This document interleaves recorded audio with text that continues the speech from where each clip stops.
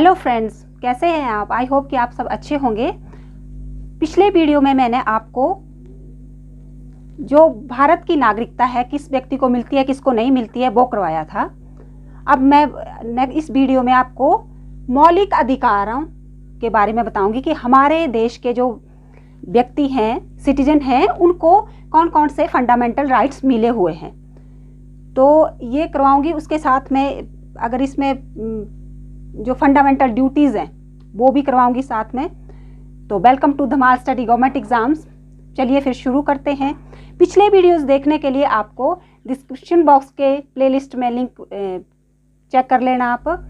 और जो ऊपर आइडियाज़ दिए जाते हैं मेरे बेसिस पे, उनको आप ध्यान से पढ़ा करोगे। जैसे मैं किसी भी कंसेप्ट को लेके क्लियर करके बता रही हूँ आपको। तो फिर चलिए शुरू करते हैं।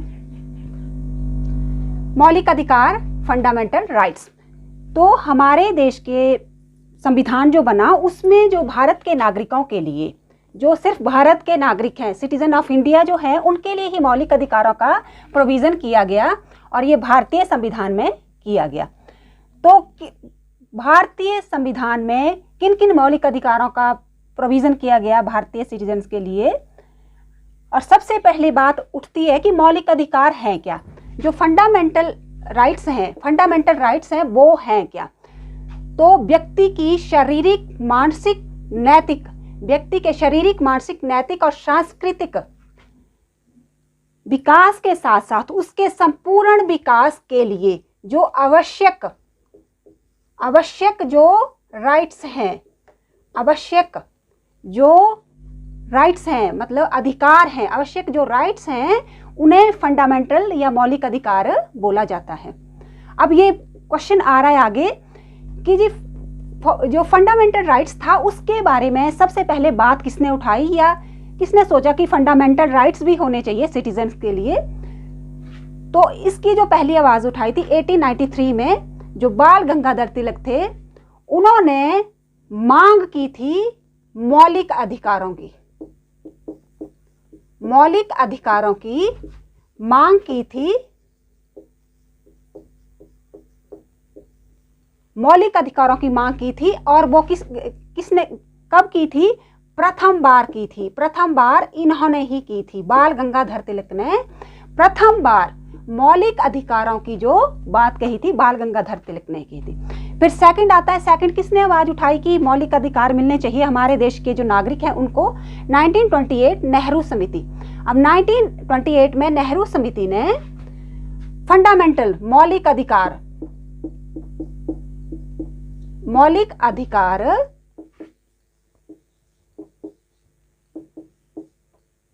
मिलने चाहिए, ये बोला नेहरू समिति ने भी बोला। फिर 1931 में दूसरा जो गोलमेज सम्मेलन हुआ उसमें किसने बात उठाई? 1931 दूसरा गोलमेज सम्मेलन हुआ, उसमें आवाज उठाई M.K. गांधी। तो दूसरे गोलमेज सम्मेलन में जो है M.K. गांधी ने आवाज उठाई कि हमारे देश के जो नागरिक हैं उन्हें फंडामेंटल राइट्स मिलने चाहिए। अब ये तो हो गया कि ये आवाज उठी कि फंडामेंटल राइट्स में। अब देखो 1893 में उठी थी आवाज की फंडामेंटल राइट्स होने चाहिए, जबकि हमारे देश का जो संविधान लागू हुआ वो 26 जनवरी 1950 को लागू हुआ। तो उस टाइम वो आवाज उठी। उस टाइम आवाज उठते उठते वो कहाँ उठी? और जो लास्ट में उठी थी आवाज 1931, तो उस टाइम जो M.K. गांधी ने की थी। फिर उसके बाद जब संविधान बना तो ये जो भूमिका बन गई थी कि मौलिक अधिकार अगर हमारे देश के सिटीजन हैं, और ये जो उठाई थी बाल गंगाधर तिलक ने, उस टाइम जो था हमारे देश में जो था वो अंग्रेजों का राज था।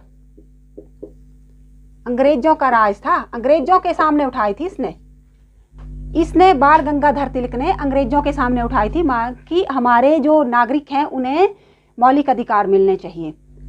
फिर ये नेहरू समिति बनी 1928, तब भी हम लोग आज़ाद नहीं हुए थे, तब भी ये चीज़ उठी। फिर 1930 तब भी हम आज़ाद नहीं हुए थे। लेकिन जब हमारा संविधान बना तो जो संविधान में ये आवश्यकता अनुभव की गई, हमारे जो मौलिक अधिकार हैं वो शामिल होने चाहिए हमारे देश के नागरिकों के लिए। अब शुरू में जब मौलिक अधिकारों को डाला गया, शुरू में जब मौलिक अधिकारों को डाला गया तो कितने मौलिक अधिकार थे? तो शुरू में जब मौलिक अधिकारों को डाला गया तो वो 7 मौलिक अधिकार थे। 7 मौलिक अधिकार थे शुरू में हमारे अधिकारों में। अब क्या हुआ, जो 7 मौलिक अधिकार थे वो कौन कौन से थे, तो मैं आपको 1-1 करके बताऊंगी। तो पहला जो 7 थे, वो 7 जो था वो संपत्ति का अधिकार था। 7वां जो मौलिक अधिकार था वो संपत्ति का अधिकार था, लेकिन संपत्ति का अधिकार 7 संपत्ति का अधिकार था। ये संपत्ति का अधिकार था, लेकिन ये 7वां जो अधिकार था संपत्ति का अधिकार, ये इसमें के ऊपर बहुत विवाद होने लग पड़ा। ये 7वां जो अधिकार था संपत्ति का अधिकार, ये बहुत विवाद का विषय बन गया, क्योंकि कई लोगों को बोला कि ये, कुछ लोगों ने इस पे ऑब्जेक्शन उठाया कि संपत्ति का अधिकार जो था इसमें कई किए गए, इस पे बहुत विवाद खड़े होते गए। तो इस करके जो 44 संशोधन हुआ 1978 में, 44वां जो संशोधन हुआ, उसके द्वारा जो ये संपत्ति का अधिकार था, संपत्ति का अधिकार था, उसको संविधान मौलिक अधिकार हटा दिया गया।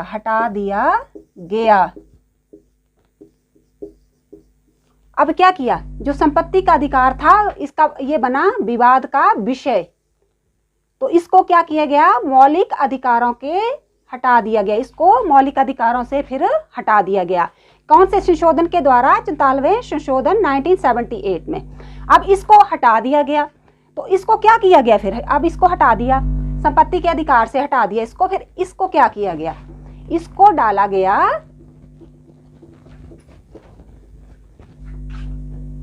300 को जो विधिक अधिकार है। अब 300 को में इसको अब संपत्ति के अधिकार को अब विधिक अधिकार का नाम दिया गया। संपत्ति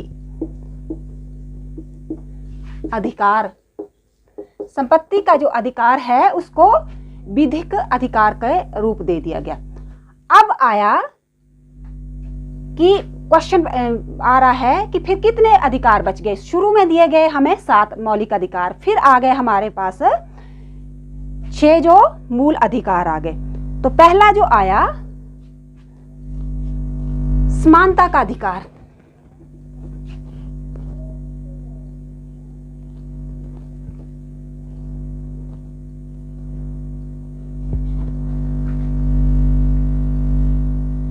पहला आया समानता का अधिकार, और इसको डाला गया संविधान की 18 से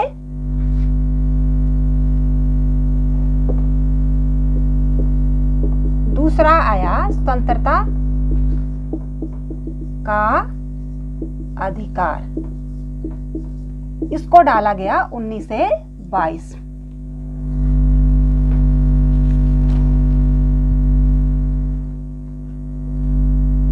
तीसरा डाला शोषण के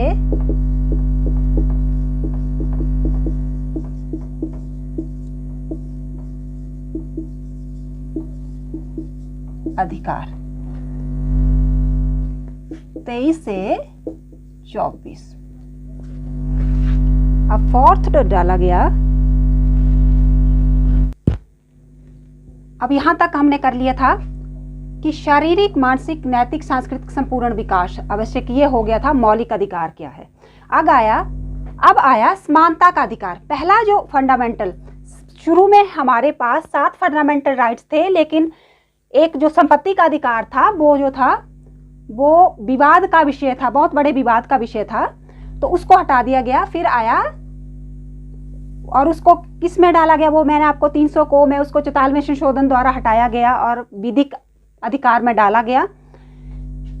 तो जो हमें फंडामेंटल राइट्स मिले वो जो बाकी 6 बचे वो कौन कौन से हमारे पास फंडामेंटल राइट्स थे। तो पहला है समानता का अधिकार। समानता का अधिकार जो था वो 14 से 18 तक मिला हमें।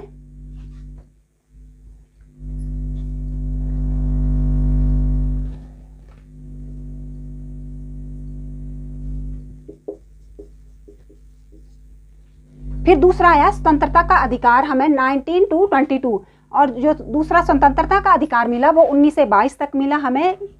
मतलब वो अनुच्छेद जो संविधान में अनुच्छेद थे 14 से 18 उसमें मिला, और स्वतंत्रता का अधिकार अनुच्छेद, यही चीज अनुच्छेद 19 से 22 तक मिला। फिर तीसरा जो अधिकार मिला शोषण के विरुद्ध अधिकार मिला 23 से 24 तक मिला, और चौथा जो मिला धार्मिक स्वतंत्रता का अधिकार 25-28 मिला। फिर पांचवा जो मिला सांस्कृतिक तथा शैक्षिक अधिकार जो 29 to 30 मिला, और जो 6 जो है संवैधानिक उपचारों का अधिकार जो मिला 32 में मिला। तो ये थे फंडामेंटल राइट्स जो 6 हमारे पास बचे थे, एक को हटा दिया गया था। अब ये जो फंडामेंटल राइट्स हैं इनको मैं वास्ट करके आपको एक एक करके शुरू करूंगी कि कौन सा कहां से कहां तक शुरू हुआ। तो पहले को शुरू करते हैं समानता का अधिकार।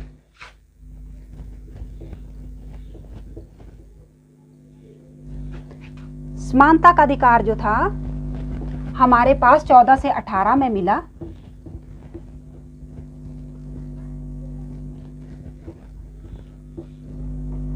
तो ये समानता का अधिकार जो था 14 से 18 मिला, वो क्या था? अब समानता किस किस चीज की थी, किस किस चीज में हम समान थे, वो हमें अधिकार मिला था 14 से 18 अनुच्छेद में। तो पहला है कानून। कानून के समक्ष, कानून के समक्ष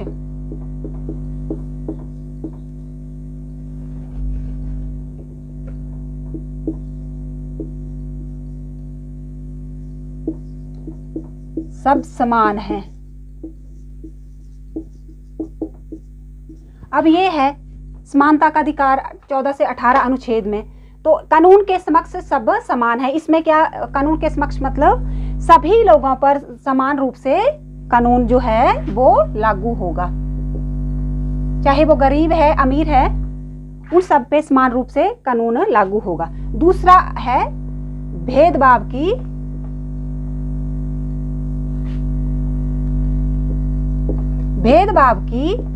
मनाही। भेदभाव की मनाही। अब भेदभाव की मनाही मतलब ये 15, ये 14 में आ रहा है। जो समानता का अधिकार है 14 से 18 अनुच्छेद तक है, तो कानून के समक्ष जो समान है सभी वो 14 में आएगा। कानून की मनाही मतलब भेदभाव की मनाही, किसी भी व्यक्ति के साथ जाति धर्म के आधार पर भेदभाव नहीं किया जाएगा, सबको समान माना जाएगा, वो क्या आएगा अनुच्छेद 15 में। फिर अवसर, अब आज बेटा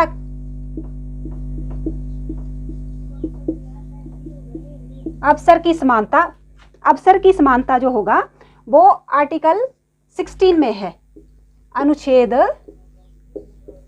16। फिर है अस्पृश्यता। अस्पृश्यता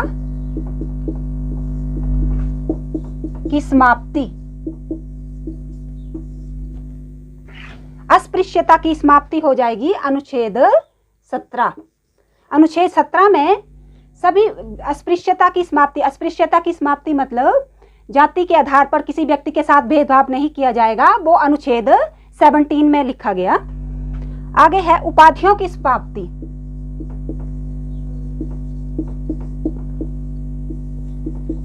लास्ट बचा ये उपाधियों की समाप्ति। अब उपाधियों की समाप्ति की जाएगी, किसी भी व्यक्ति को जाति धर्म के आधार पर कोई उपाधि नहीं दी जाएगी, तो वो है आर्टिकल 18। तो किसी भी व्यक्ति को जाति धर्म भाषा के आधार पर उपाधि नहीं दी जाएगी, वो जो चीज़ डाली गई वो अनुच्छेद 18 में।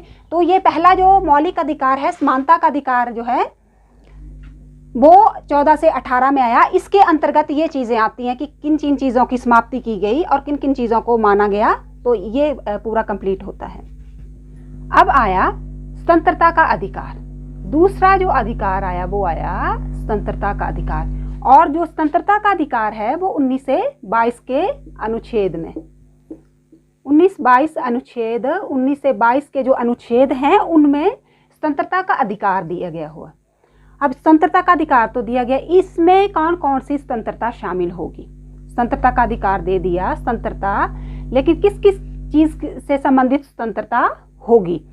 तो है, पहला है भाषण, विचार, अभिव्यक्ति। कोई भी व्यक्ति जो हिंसा पैदा ना करता हो भाषण, उस तरह का भाषण दे सकता है, अपना विचार व्यक्त कर सकता है, अभिव्यक्ति कर सकता है अपने विचारों की। अगर किसी व्यक्ति का भाषण जो हिंसा को भड़काने वाला है तो वो उसकी स्वतंत्रता का अधिकार नहीं होगा। भाषण होगा शांतिपूर्ण तरीके, जो शांति देने वाला है। अब जैसे हमारी पॉलिटिकल पार्टीज होती हैं, वो अपनी अपनी पार्टी का किसी भी चीज़ से संबंधित भाषण दे सकती हैं, क्योंकि उससे कोई हिंसा या कोई चीज़ नहीं, वो अपनी जो उनकी पार्टी का जो एजेंडा होता है उसके बारे में विचार व्यक्त कर सकते हैं। ऐसे ही कोई व्यक्ति होता है जिसका किसी चीज़ का उसको सही नहीं लग रही है बात की, ये बात है, लेकिन वो बात उस बात को भड़काएगा नहीं, बल्कि उसमें अपने विचार की अभिव्यक्ति कर सकता है। फिर संगठन, इसी तरह से कोई भी व्यक्ति संगठन निर्माण कर सकता है, संगठन बना सकता है अपनी ज़रूरत के। संगठन कैसे होते हैं? संगठन सभी मैक्सिमम संगठन, जैसे किसी ने बना लिया संगठन की ये इस आपदा को रोकने के लिए एक संगठन बना दिया, कोई भी संगठन। अब जैसे पार्टीज होती हैं, ये संगठन ही तो हैं। कोई भी पार्टी, कांग्रेस पार्टी है, बीजेपी है, कोई भी है, संगठन है ये। इन्होंने अपने आप को एक साझी विचारधारा है, जो बीजेपी के होंगे उनकी एक, सबकी एक विचारधारा होगी, एक विचारधारा पर उन्होंने अपने आप को संगठित किया है, तो संगठन निर्माण कर सकते हैं। फिर दूसरा है बिना सशस्त्र शांतिपूर्ण इकट्ठे होना। अब ये है, ऐसी स्वतंत्रता भी हमें है कि हम बिना सशस्त्र शांतिपूर्ण इकट्ठे हो सकते हैं। अब जैसे किसी भी जगह हम किसी कोई सम्मेलन हो रहा है, कुछ हो रहा है, कोई भाषण दे रहा है, वहाँ इकट्ठे हो जाते हैं सारे सुनने के लिए, तो हम वहाँ बिना सशस्त्र, हमारे पास कोई हथियार या कोई चीज़ नहीं हो सकती, हम शांतिपूर्ण ढंग से, वहाँ कोई हिंसा नहीं होगी, तो वहाँ शांतिपूर्ण ढंग से इकट्ठे होने की हमें स्वतंत्रता होती है। फिर आया व्यक्तिगत, व्यक्तिगत स्वतंत्रता हमें होती है, और व्यक्तिगत रूप में भी हम कहीं भी इकट्ठे हो सकते हैं, वो भी होते। फिर नेक्स्ट आया, ये भी हमें स्वतंत्रता है, व्यक्तिगत स्वतंत्रता। अब जीवन व्यक्तिगत स्वतंत्रता, अब हमारे जीवन से संबंधित जो व्यक्तिगत स्वतंत्रता है, हमारे जीवन से संबंधित व्यक्तिगत स्वतंत्रता क्या होती है? कोई भी व्यक्ति है वो व्यक्तिगत स्वतंत्र है। क्यों? वो किसी से भी अपनी मर्जी से शादी कर सकता है व्यक्तिगत रूप में, उसके लिए बाध्य नहीं किया जाएगा कि अगर वो हिंदू है तो वो हिंदू से ही शादी करेगा। उसकी जीवन व्यक्तिगत स्वतंत्रता है, वो व्यक्तिगत रूप में स्वतंत्र है, अपने लाइफ से संबंधित डिसीजन लेने के लिए, कुछ भी करने के लिए, अगर वो चीज़ ऐसा डिसीजन लेने के लिए वो स्वतंत्र है जो उसके व्यक्तिगत पहलू से जुड़ा है, जो उसके व्यक्तिगत पहलू से जुड़ा है, जो उसका पर्सनल है, उससे जुड़ा है, तो उसके लिए जो है व्यक्ति स्वतंत्र है। और ये जो स्वतंत्रता आती है अनुच्छेद 20 से 22 में आती है। ये जो स्वतंत्रता दी है, ऐसे स्वतंत्रता का अधिकार से 19 से 22 में आता है। तो ये स्वतंत्रताएं दी जाती हैं व्यक्ति को स्वतंत्रता के अधिकार के अंतर्गत। स्वतंत्रता के अधिकार के बाद जो है नेक्स्ट जो आता है हमारा अधिकार, वो आता है शोषण के विरुद्ध अधिकार। शोषण के विरुद्ध अधिकार आता है नेक्स्ट, जो आता है हमारा शोषण के विरुद्ध अधिकार। नेक्स्ट जो आ रहा है शोषण के विरुद्ध अधिकार। अब शोषण के विरुद्ध अधिकार क्या है? शोषण के विरुद्ध अधिकार क्या है? 23 और 24 अनुच्छेद में आ रहा है, ये इसमें आ रहा है ये स्वतंत्रता का अधिकार। स्वतंत्रता का अधिकार आ रहा है तो पहला इस अधिकार के शोषण के विरुद्ध अधिकार में हमारे पास आ रहा है मानवीय देह व्यापार बेगार मनाही। अब मानवीय देह का व्यापार, जो मानवीय देह का व्यापार, ये किसी की पर्सनल जो है लिबर्टी है। कोई भी व्यक्ति इसमें पर्सनल लिबर्टी में आता है। अगर ये किसी व्यक्ति का जबरदस्ती देह व्यापार किया जाता है या किसी मानव तस्करी की जाती है तो वो उसके शोषण के विरुद्ध अधिकार में आता है। आगे बाल श्रम मनाही। अब बाल श्रम मनाही मतलब ये आर्टिकल 24 में आता है और मानवीय देह जो है 23 में आता है। तो बाल श्रम मनाही मतलब 14 साल से नीचे के बच्चों को कोई भी श्रम नहीं करवा सकता, उन्हें कोई दिहाड़ी पे नहीं लगाएगा। ये बच्चों के बाल श्रम मनाही है और ये अनुच्छेद 24 और 23 में दिया गया है शोषण के विरुद्ध अधिकार। ये जो अधिकार हैं, ये शोषण, किसी का शोषण हो रहा है उसके विरुद्ध अधिकार दिया जाता है 23, और इन्हीं जो शोषण के विरुद्ध इसमें प्रोविज़न किया गया है। अगर ऐसा किया जाता है तो इस प्रोविज़न के अंतर्गत ये सारे जो अधिकारों की मैं मेंशन कर रही हूँ, ये सारे अधिकार हमारे अनुच्छेद में लिखे हुए हैं, संविधान में लिखे हुए हैं। अब नेक्स्ट जो आ रहा है धार्मिक स्वतंत्रता। अब नेक्स्ट जो अधिकार आ रहा है वो धार्मिक स्वतंत्रता का अधिकार आ रहा है। तो धार्मिक स्वतंत्रता, अब धार्मिक स्वतंत्रता से क्या मतलब है? धार्मिक स्वतंत्रता से मतलब है ये जो अधिकार आ रहा है धार्मिक स्वतंत्रता का 25 से 28 आ रहा है। अब धार्मिक स्वतंत्रता के अंतर्गत किसी धर्म को मानने, कोई भी व्यक्ति किसी भी धर्म को मान सकता है। धर्म कोई भी धर्म मानेगा व्यक्ति। तो ये कौन से आर्टिकल में आ रहा है? 25।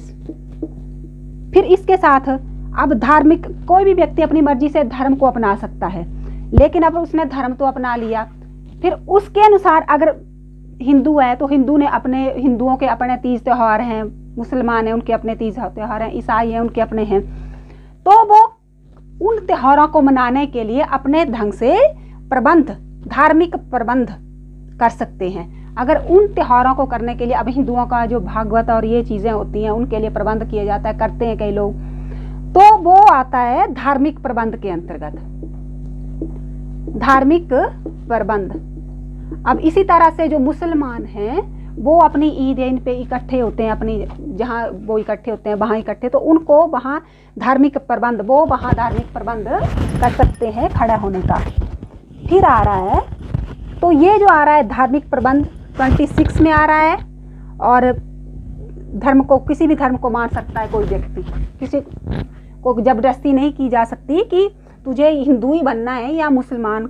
ये अगर किसी व्यक्ति को विवश किया जाता है धर्म को अपनाने के लिए तो वो उसके विरुद्ध कार्रवाई की जा सकती है। तो ये 26 और 25 में आ रहा है। फिर आ रहा है धर्म विशेष कर नहीं। अब तीसरा आ रहा है धर्म विशेष कर नहीं। इसके आधार पर क्या है, कोई कर नहीं देना होगा। धर्म के आधार पर, धर्म के आधार पर किसी व्यक्ति को कोई भी कर नहीं देना है धर्म के आधार पर। जैसे हमारे देश में किसी भी हिंदू को ये इस आधार पे कर नहीं लगाया जाता कि तू हिंदू है तो तुझे इसके लिए कर देना है, या तू मुसलमान है तो तुझे इस कर देना है। अगर तू इन्हें ईद बनाई तो तुझे ईद के ऊपर कर देना पड़ेगा। हिंदू ने कोई अपनी दिवाली मनाई तो तुझे दिवाली पे, ऐसा है तो कर नहीं देना पड़ेगा धर्म के आधार पर। तो ये जो प्रोविजन किया गया 27 में किया गया। फिर नेक्स्ट आ रहा है शिक्षण संस्थाओं में। अब इसी के साथ आ रहा है कि अब शिक्षण संस्थाओं में शिक्षा की मनाही। अब एक विशेष धर्म से संबंधित शिक्षा की मनाही, शिक्षण संस्थाओं धार्मिक मनाही। अब इसके साथ आ रहा है कि शिक्षण जो संस्थाएं हैं, शिक्षण संस्थाओं में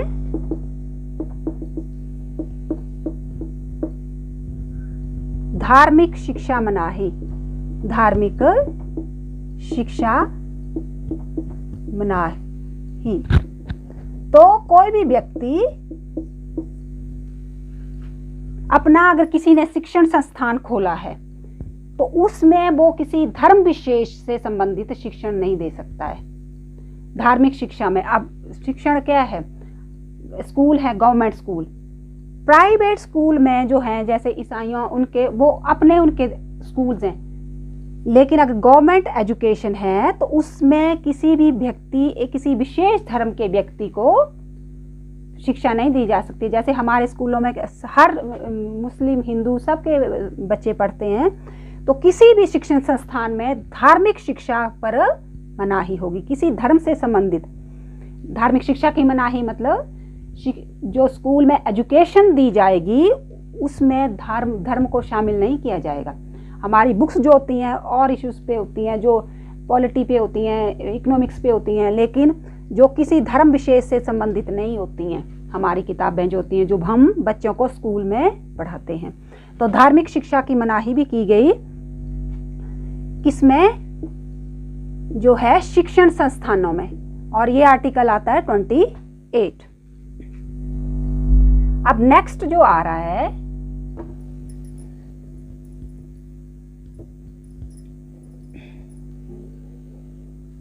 अब नेक्स्ट जो हमारा मौलिक अधिकार आ रहा है वो आ रहा है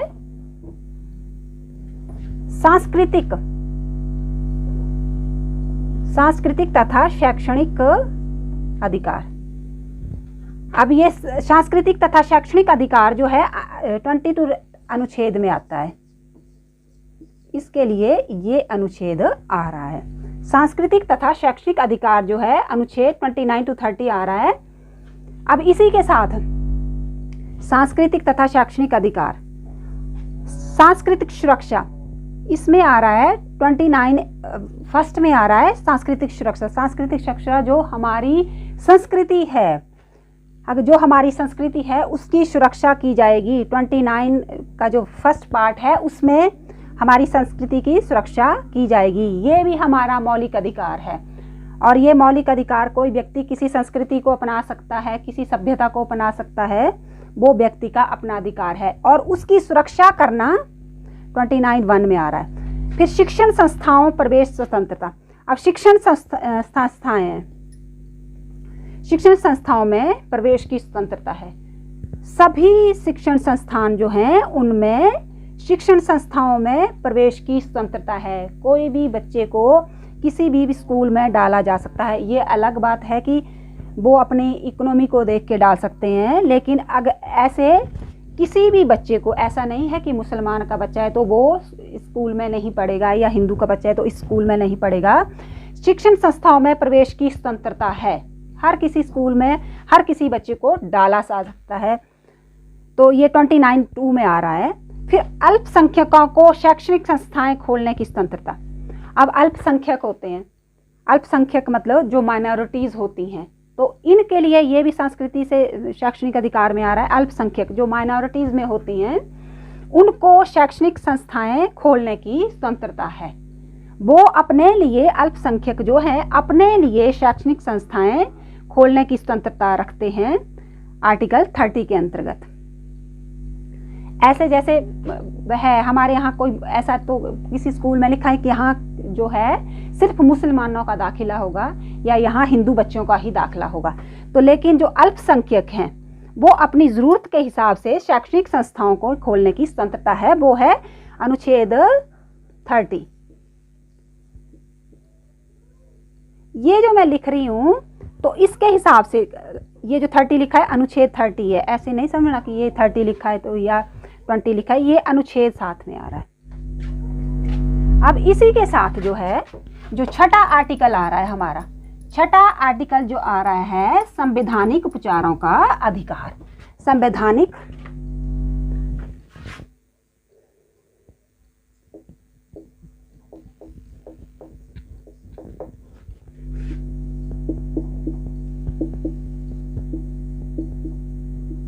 छठा जो हमारा आर्टिकल आ रहा है, छठा जो आ रहा है हमारा आर्टिकल,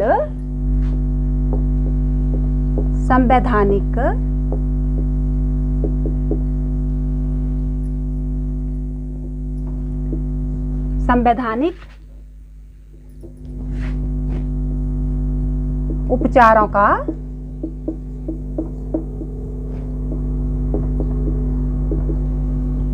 अधिकार। संवैधानिक उपचारों का अधिकार जो आ रहा है वो 32 अनुच्छेद में आ रहा है, अनुच्छेद 32 में आ रहा है। अब अनुच्छेद 32 में आ रहा है वो संवैधानिक उपचारों का अधिकार है। ये भी हमारा फंडामेंटल, और ये जो संवैधानिक उपचारों का अधिकार है, मैंने पिछले वीडियो में भी बताया था कि इसको संविधान की आत्मा भी बोला जाता है, इसको संविधान की आत्मा बोला जाता है। संविधान की, ये जो संवैधानिक उपचारों का अधिकार है इसको संविधान की आत्मा बोला जाता है, क्योंकि इसके जरिए ही जो हमारे सारे मौलिक, बाकी जो मौलिक अधिकार हैं उनको न्यायिक सुरक्षा प्राप्त होती है। इसी संवैधानिक उपचारों के अधिकार के अंतर्गत ही हमें बाकी जो हमारे मौलिक अधिकार हैं उनको संवैधानिक जो सुरक्षा प्रदान होती है। तो अनुच्छेद 226, अनुच्छेद 226 के अंतर्गत राज्यों, अनुच्छेद 200 के अंतर राज्यों के जो उच्च न्यायालय हैं, राज्यों के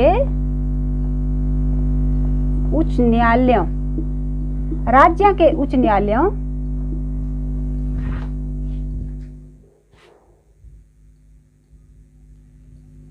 राज्य के उच्च न्यायालयों को इन जो अधिकार हैं, बाकी के हमारे मौलिक अधिकार हैं, उनको लागू करवाने का अधिकार है, लागू करवाने का अधिकार है।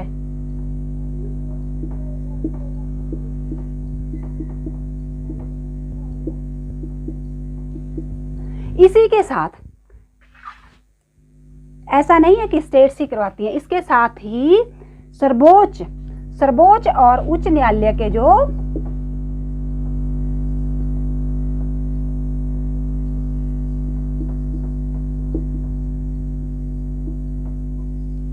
सर्वोच्च और उच्च न्यायालय जो हैं, सर्वोच्च और उच्च न्यायालय जो हैं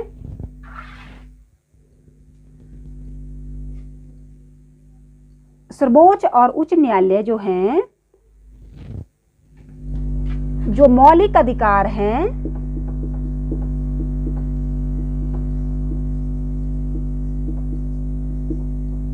मौलिक अधिकारों को करवाने हेतु, मौलिक अधिकारों को लागू करवाने हेतु आलेख जारी कर सकते हैं। आलेख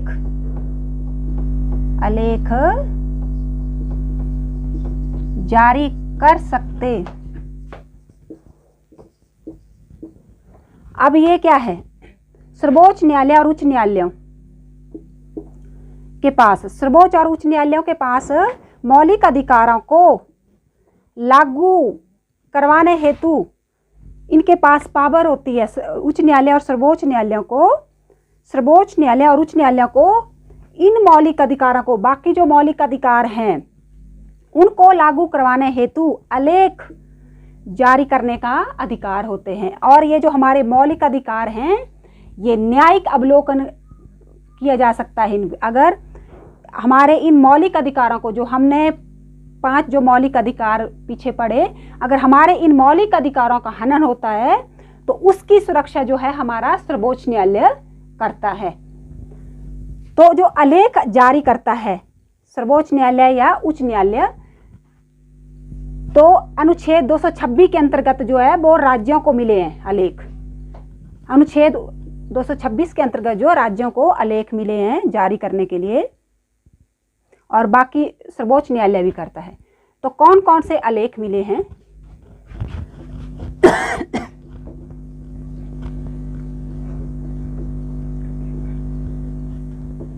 कौन कौन से आलेख जो हैं राज्य और के उच्च न्यायालय और सर्वोच्च न्यायालय जारी कर सकता है? तो है, पहला आ रहा है बंधी प्रत्यक्षीकरण। बंधी प्रत्यक्षीकरण, बंधी प्रत्यक्षीकरण आलेख।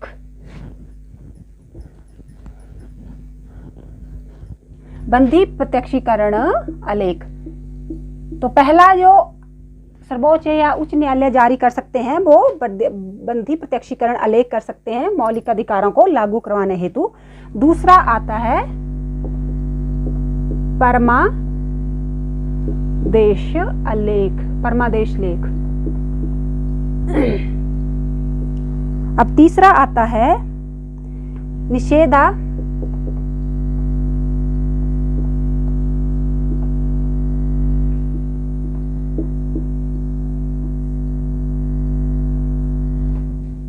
निषेधालेख। और फोर्थ आ रहा है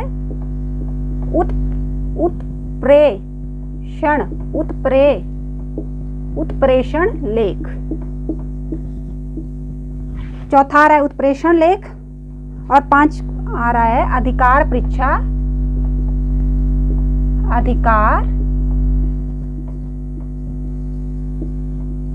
परीक्षा लेख। अब इसी के साथ ये बात आ रही है कि मौलिक अधिकार, फंडामेंटल राइट्स, उनको कौन न्यायिक किसके जरिए लागू करवाया जा सकता है? तो वो है हमारा सर्वोच्च और उच्च न्यायालय। तो इसमें आ रहे हैं आलेख, 5 आलेख जारी किए हैं। बंधी प्रत्यक्षीकरण आलेख, परमादेश आलेख, निषेधालेख, उत्प्रेषण लेख, अधिकार परीक्षा लेख।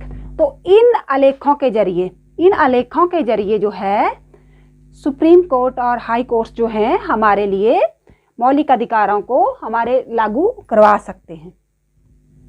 अब इसी के साथ मौलिक कर्तव्य, इसी के साथ जो नया, अगर हमें संविधान में मौलिक अधिकारों का प्रोविजन किया गया तो उसी के साथ हमारे संविधान में मौलिक कर्तव्यों का भी प्रोविजन किया गया। अब मौलिक कर्तव्य, फंडामेंटल ड्यूटीज। अब फंडामेंटल ड्यूटीज, अब भारतीय संविधान में, जो भारतीय संविधान है उसमें स्वर्ण सिंह समिति ने सिफारिश की 29 मई 1976 को कि भारतीय संविधान में मौलिक कर्तव्यों को डाला जाए। मौलिक कर्तव्य डाले संविधान में। भारतीय संविधान में स्वर्ण सिंह समिति की सिफारिश से, भारतीय संविधान में स्वर्ण सिंह समिति की सिफारिश से मौलिक कर्तव्य को डाला गया। ये सिफारिश की इन्होंने कि डाला जाए। कब की थी? 29 मई 1976 को। अब ये तो डाल दिया, मौलिक अधिकारों को डाल दिया संविधान में स्वर्ण सिंह समिति की सिफारिश पर। अब ये जो डाला गया वो किस चीज में डाला गया? अब भारतीय जो मौलिक कर्तव्य भी साथ में दिए गए तो उनको किस में डाला गया? अनुच्छेद 51। अनुच्छेद 51 में जो मौलिक कर्तव्य थे उनको डाला गया भारतीय संविधान में। अब भारतीय संविधान में 10 मौलिक अधिकार, 10 मौलिक कर्तव्य डाले। शुरू में भारतीय संविधान में 10 जो मौलिक कर्तव्य डाले 51 आर्टिकल के अंतर्गत भारतीय संविधान में। लेकिन 2002 में 86 संशोधन हुआ। 2002 में 86 जो संशोधन हुआ उसमें भारतीय संविधान में मौलिक कर्तव्यों में एक और चीज को डाला गया। मौलिक कर्तव्य में डाला गया तो क्या चीज डाली गई कि माता पिता बच्चों की शिक्षा की व्यवस्था करनी पड़ेगी। माता पिता को हर बच्चे की शिक्षा की व्यवस्था करनी पड़ेगी। ये पेरेंट्स का कर्तव्य हुआ अपने बच्चों के प्रति कि उन्हें अपने बच्चों की एजुकेशन के लिए व्यवस्था करनी पड़ेगी। ये कौन से संशोधन के अंतर्गत? 2002 में 86वां संशोधन हुआ, संवैधानिक संशोधन हुआ, उसके अंतर्गत मौलिक कर्तव्य को डाला गया। अब ये जो संशोधन हुआ 86वां, उसके बाद जो है हमारे संविधान में मौलिक अधिकार की संख्या कितनी? मौलिक अधिकार नहीं, मौलिक कर्तव्य। मौलिक कर्तव्यों की संख्या कितनी हो गई? 11 हो गई। 11 हो गई। पहले 10 थे, शुरू में हमारे मौलिक कर्तव्य जो थे वो 10 थे और बाद में इनकी 11 हो गई, क्योंकि 2002 में 86वां संवैधानिक संशोधन हुआ, उसमें मौलिक कर्तव्य एक बढ़ा दिया गया। किससे संबंधित था? माता पिता को अपने बच्चों की शिक्षा की व्यवस्था करनी पड़ेगी। ये पेरेंट्स का मौलिक कर्तव्य था।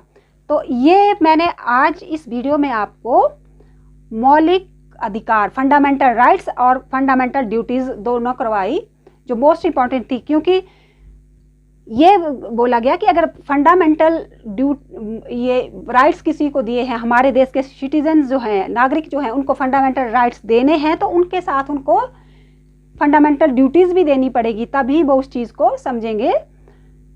तो ये दोनों मैंने आज आपके साथ मौलिक अधिकार और मौलिक कर्तव्यों को डिस्कस किया। इस चीज़ ऐसे तो सारे कंसेप्ट इसका क्लियर हो गया होगा आपको।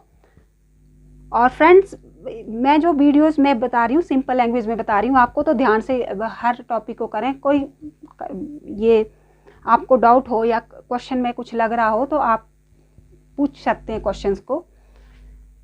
फ्रेंड्स, इस वीडियो को देखने के लिए आपका बहुत बहुत धन्यवाद। वीडियो अच्छी लगी हो तो प्लीज़ शेयर और like and subscribe my channel. Thank you very much.